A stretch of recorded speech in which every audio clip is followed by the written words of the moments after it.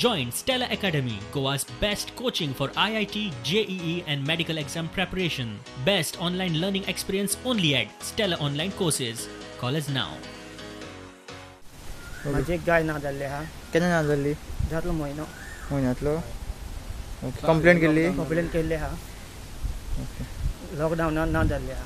Hello, हांव एक farmer आसा. म्हाजो 2 पाडके आनी एक गाय ना जाल्या. हे तुमी कितें जाल्यार एक्शन घेवपाचें. केन्ना ना जाल्ली? आतां 15 दीस जाले.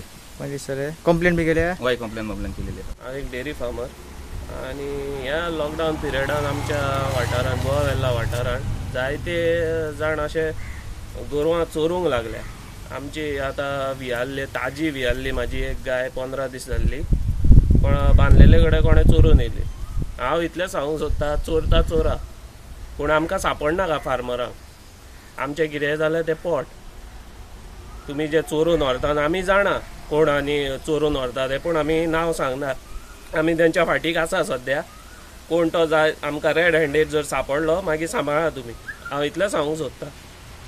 गोवा वेल्हा वाठारांत दुधाची सोसायटी आसा आनी ह्या वाठारांत जवळ जवळ म्हाका दिसता 50 फार्मर आसा आमी, आनी तेंचे कडेन सगळ्यां कडेन मेळून 500 ते 600 गोरवां आसा आमचे कडेन, वासरां बैल अशें धरून.